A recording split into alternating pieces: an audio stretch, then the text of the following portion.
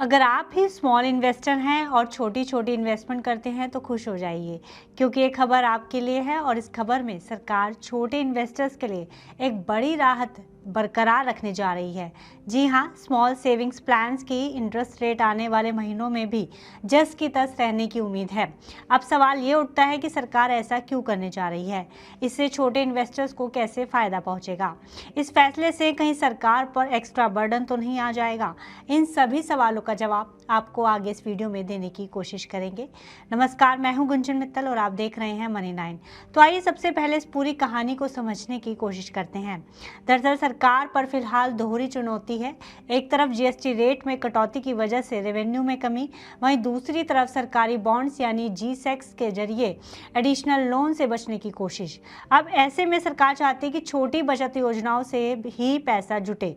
इसी वजह से इंटरेस्ट रेट में फिलहाल बदलने की कोई उम्मीद नहीं दिखती है। वहीं saving deposit, time deposit, senior citizen scheme, public provident fund जैसी स्मॉल सेविंग्स प्लान की इंटरेस्ट रेट्स पिछले 6 तिमाहियों से फिक्स्ड है और ये रेट तब भी नहीं बदली गई जब आरबीआई ने फरवरी 2025 से अब तक रेपो रेट 100 बेसिस पॉइंट घटाकर 6.5% से 5.5% कर दी है।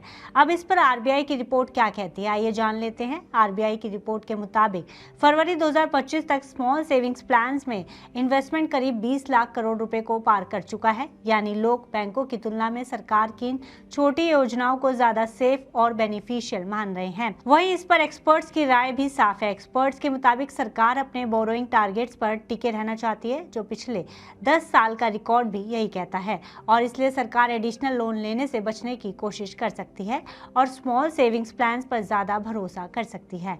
वहीं अगर बैंक डिपॉजिट पर इंटरेस्ट रेट की बात करें तो इस पर इंटरेस्ट रेट 7% से भी कम है। तब स्मॉल सेविंग प्लान्स 6.7% से 8.2% तक का ब्याज दे रही हैं और शायद यही वजह है कि प्लान स्मॉल इन्वेस्टर्स की पहली पसंद बन गए हैं, जिससे गवर्नमेंट को भी रेवेन्यू का सपोर्ट मिल रहा है। वहीं कुछ लोगों का मानना है कि जीएसटी सुधारों के बाद गवर्नमेंट को ज्यादा कर्ज लेना पड़ सकता है, लेकिन इस पर एक्सपर्ट्स की राय अलग है। एक्सपर्ट्स की माने तो फिलहाल डरने की जरूरत नहीं है।